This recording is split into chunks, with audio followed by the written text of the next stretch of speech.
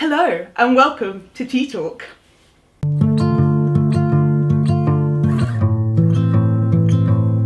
So, Tea Talk is a mental health series that I have where I collaborate with other YouTubers and talk about mental health and what mental health means to them.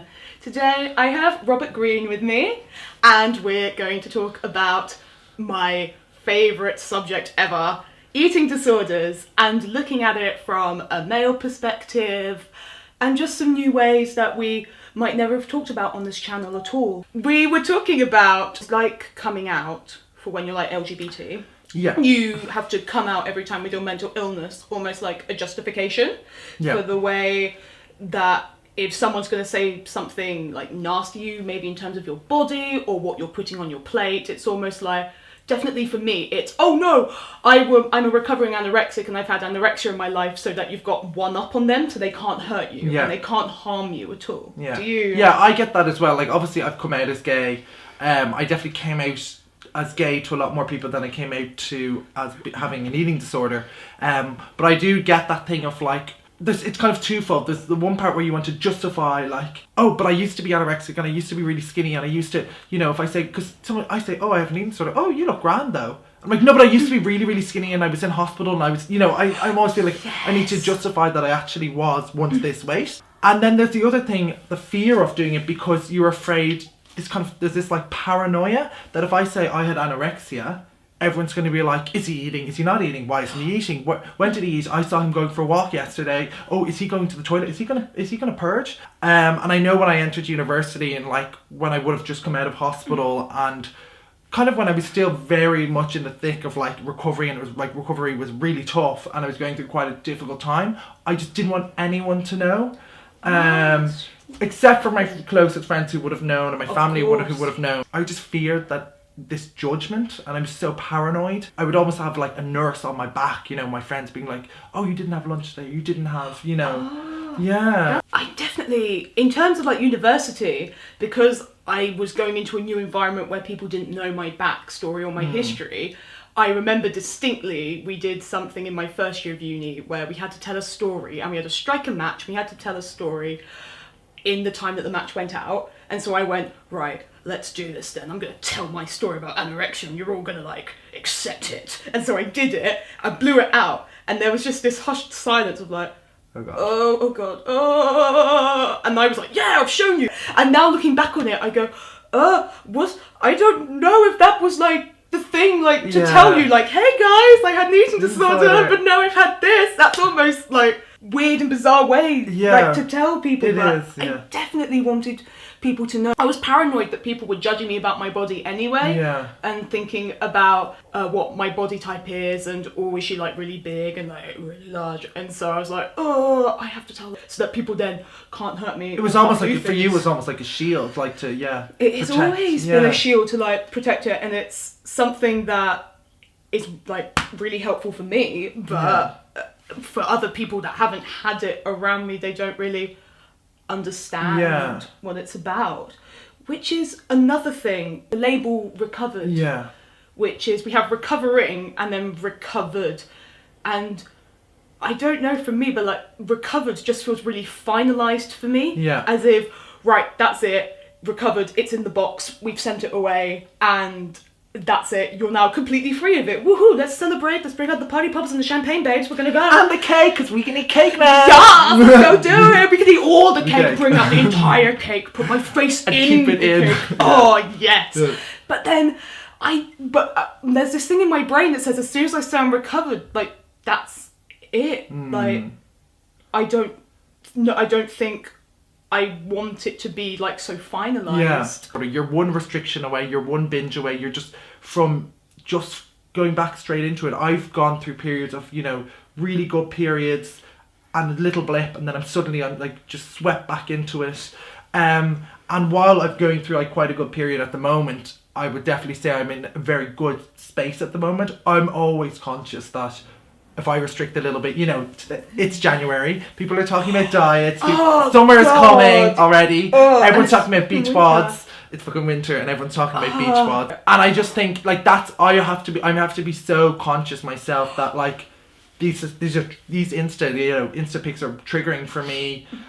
People are talking about wanting to go on diets, like that. These are all sort of things that would trigger me. My own housemates are talking about calories and stuff, and I have to just be careful to make the distinction. If I were to do what they were to do, it would probably lead, straight back to it, which is something, that I can't do. I have to completely cut out diets from my life because I know that I'm just one step away from gaining more control and then being more controlling to the point where I'm back where I was, and it's going to be harder to come back. Yeah. Because I always feel like your brain or the eating disorder already knows what you've been through, and you already know as well. Yeah. And so the fear is much greater. Yeah. And I think we had a little chat before, and both of us kind of were saying this, what we've gone through and where we are, and we're actually probably at a stage where neither of us, because it's so, we've broken into the depth of anorexia, if you like, we almost can't do it, but the eating disorder can manifest itself in other ways, and it's not that, maybe we'll never be, skeletal again, but anorexia manifests itself in so many different ways, and you don't have to be, stick thin to have anorexia. And I think that's something that a lot of people wouldn't understand. They would assume that you would literally have to be, a walking skeleton to be anorexic. But actually, there are people of all different body shapes that have anorexia and that have troubled eating.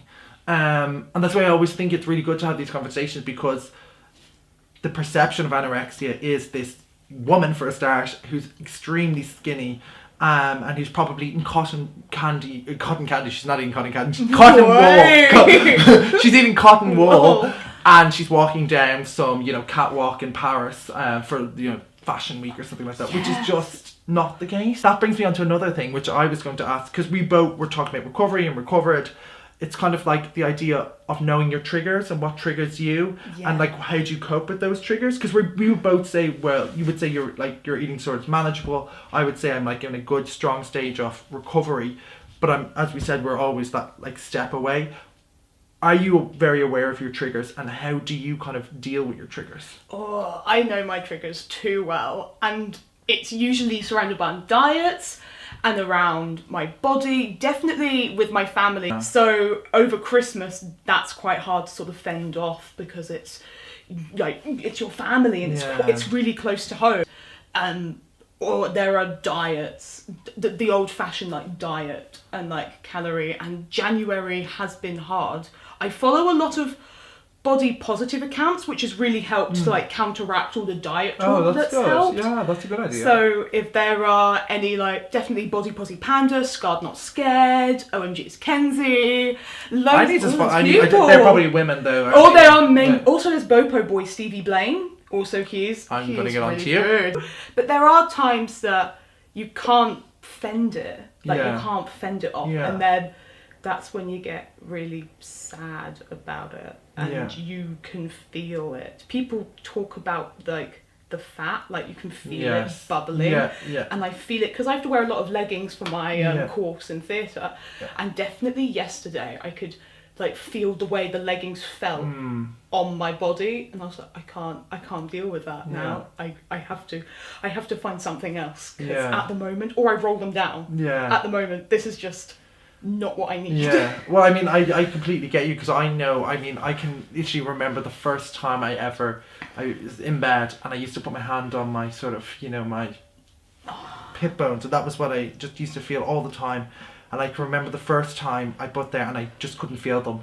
And just, my whole world just fell apart. I was just crying. It was just this sense of, I fucking lost all control of my life. I can't feel them. And just panicking. It was almost like a panic attack in bed, because I couldn't feel my bones, which it just seems crazy. But even to this day, I would be so insecure to the point where every single night, I sleep with a pillow on my stomach, because I just don't like the feeling of my stomach. It's like a habit now at this stage. I would just have to sleep with a pillow on my stomach. When I sit down I pull my boxers. I don't know why, but I always pull them over my stomach to keep everything down. I have those little things that I think no matter what, when we talk recovered, I don't think we'll ever feel 100% comfortable in our bodies, no matter what people say. But I think it's great, the idea of following positive, as you say, positive body people. I love to, one of the things I love doing is afternoon teas, which I was at one today. Mate. And just like being like, you know, this is what I really like and I'm going to do it and I know I'm going to feel anxiety around it before or after or during. But like, it's only by doing it, I suppose, actively doing what your head is telling you or anorexia is telling you not to do, that you actually do chip away at it. So I know for me, I remember when I first moved away to Paris, my parents were so worried because it was the first time I wasn't going to be around somebody who knew me. So who was going to watch over me? Who was going to make sure I ate that meal? And I could remember myself, you know, at the time being like, I can get away with it now. Like nobody can, there's nobody there to monitor me. Fortunately, I didn't. And I think like yourself, it's like at the end of the day, it does come down to you and you challenging yourself. The only one who will make yourself better is yourself. Because now I can get away with it. Yeah. Right?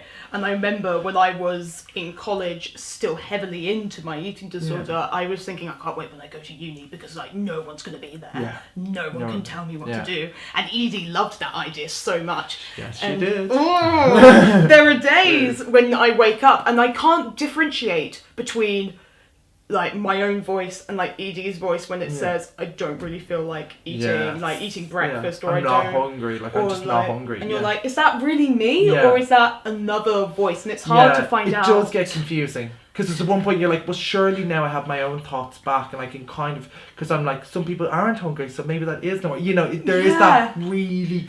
I know there was a stage where I was at where it was just so regimented. Breakfast, lunch, dinner, breakfast, lunch, dinner, breakfast, lunch, dinner. Could not skip a meal. It was just, I had to force myself to do it. But I knew I just couldn't skip a meal because if I skipped one meal, I would just go back into it.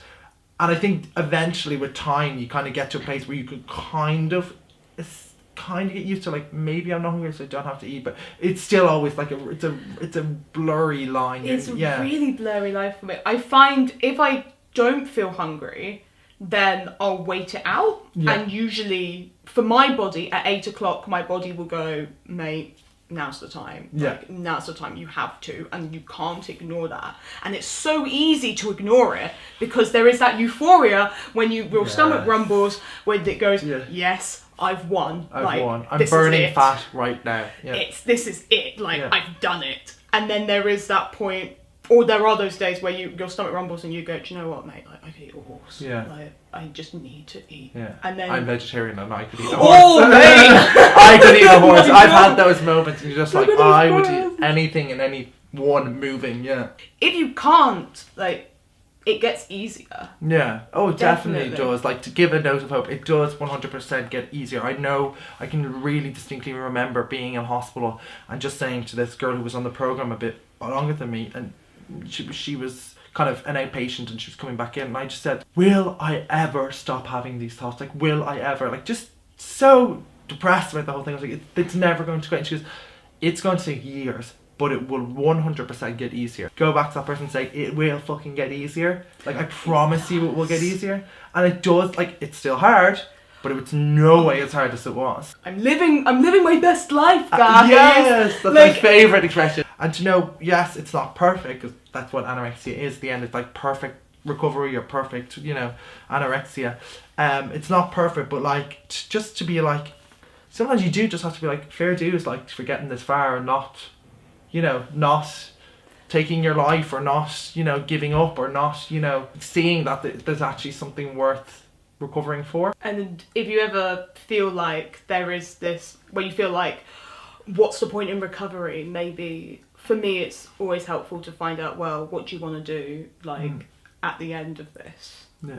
And once that goal has been set, then it's easier to always like keep on this like slow and steady path towards it. So and I think that's a really good point, because on that note was when I knew I had these kind of vague dreams in my head, but I always said I couldn't do them because of anorexia. Like, anorexia meant that I couldn't do this, couldn't do that. How could I keep down a job if I wasn't eating? All these sort of things. But the fact of the matter is, if you want to live your dream, you do have to give up the eating disorder. So thank you, Robert, for coming here and talking about eating disorders. Well, thank you for having me. I've really enjoyed it. It's really lovely. I will put Robert's channel in the description below, as well as at the end of the end card, so you can check out all his lovely contented videos. Today's tea of the day was winter spice chai, and we will see you for the next tea talk. Cheers!